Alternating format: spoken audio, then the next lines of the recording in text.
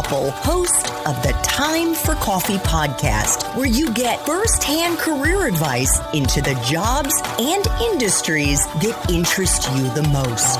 And before we start today's show, I have a quick favor to ask you. If you haven't already, I'd be incredibly grateful if you give us a rating and a review on iTunes. And if you're like me, you need to do it now because you'll forget later and because it's the best way to help others who may be in search of career advice to find this free resource. So press pause if you haven't done it and do it right now.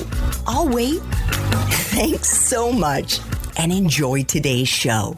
Hey there, Java Junkies. Welcome to another K-Cup mini episode of Time for Coffee. By the way, K-Cups come in 3 sizes, single, double, and triple shots, or roughly 1 minute, 5 minutes, or 10 minutes in length. So if you don't have time to throw back an entire caffeinated career conversation, these K-Cup mini episodes of T4C can give you a quick caffeinated fix, whether you're on the go or you only have a few minutes to binge. So grab your mug and take a chug, because it's time for a caffeinated career triple shot K-Cup with my guest, Hana bin Shabat.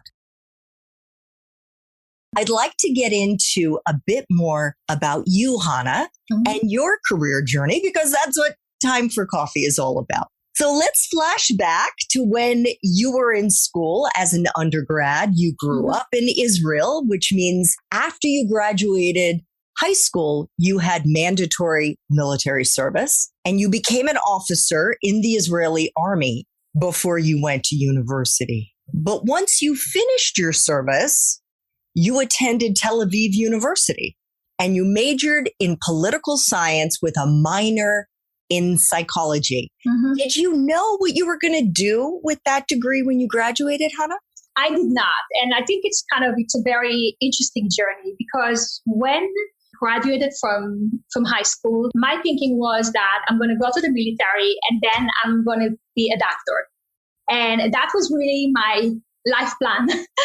And after I finished my military service, I applied to schools, and I was I was unsuccessful in getting into medical schools. In hindsight, many years later, when I had the opportunity to deal with some medical issues, it became very clear to me that I would never, ever be able to stick a needle in anyone. So I could definitely not be a doctor. But at that point, it was very disappointing. And then I thought, okay, what I'm really interested in, I'm still interested in psychology. I'm still interested in what happened in the world, and political science looks very interesting. And I thought I will take that. And potentially, I was thinking that I may continue studying second degree in psychology.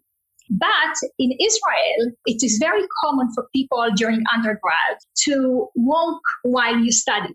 So I joined this company, which was really a startup before startups were very fashionable in technology. And we were distributing computer storage solutions. And I was doing that in parallel to my studies. And I got the business bag. And I just thought, I really like what I'm doing. It was a fantastic school for me because it was completely not what I thought I'm going to do in my life. But then here I am, found something that I was good at and I was enjoying. It has a combination of analytical skills and creative skills. And those were always the 2 things I was looking for in everything I've done. So when I graduated from university, I thought that the next step is going to be an MBA. So what was your first job and how did you get it? Or did you go directly into grad school to get your MBA? Yes. So my first job was actually the job I had while I was doing my first degree with this startup company.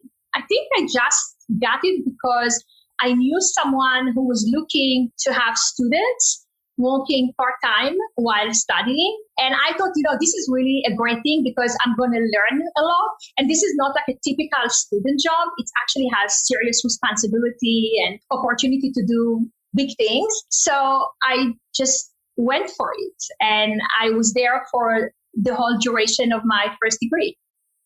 Fantastic. So was it then after you graduated that you went to Rotterdam School of Management to get your MBA? Yes.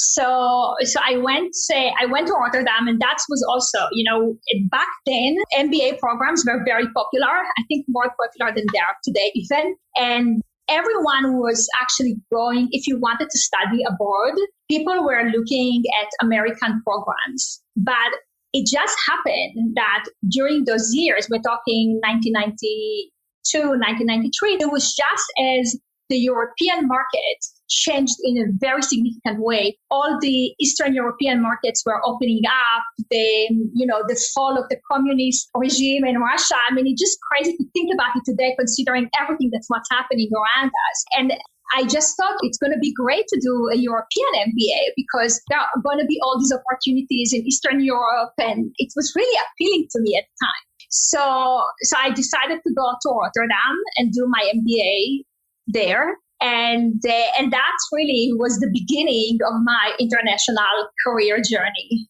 And that is when you began in your management consulting work. Not yet. Oh, okay.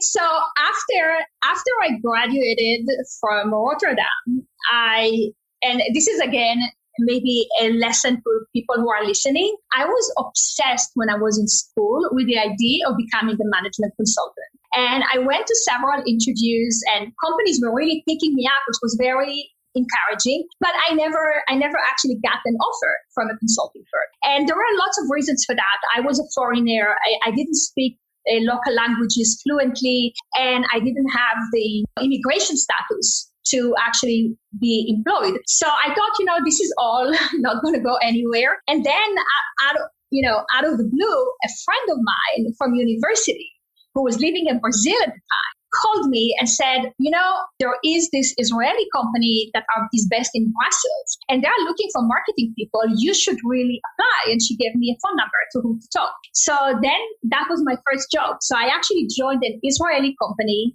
based in Brussels, and I became their marketing director for Europe. Marketing, technology, equipment to the graphic art and the printing industry. Did you know anything about marketing? Yes, because I had my first experience in the startup where basically I did everything. I did sales, I did marketing, I did design of packaging. That was the great thing about that experience, that it was so all-encompassing. And I guess they were looking for someone who just came from an MBA program, and I studied marketing. So I basically went into it and I grew into the role, and it was actually a phenomenal role. And how long were you there, Hana, before you moved into management consulting? For 3 years.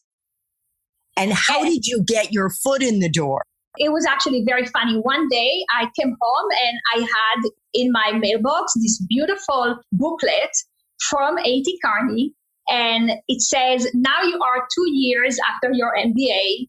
And have you considered management consulting? Have you considered what is your worth in the market? And we are having this program of hiring people with MBA with 2 years of experience, especially in areas of marketing. So I applied, and it was really like applying again all over again to a business school with 7 essays and all these kind of things. And there was a big event with people watching you, interacting, and this time it worked.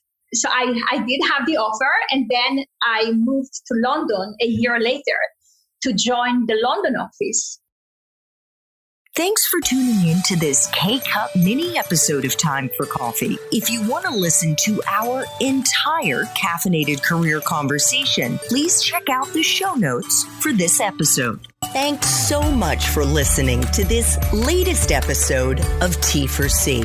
And if you're interested in learning more about my coaching services for confused college students and recent grads, feel free to check out the Time for Coffee website under the coaching tab at time4coffee.org or text me at 202-236-5712. That's 202-236-5712.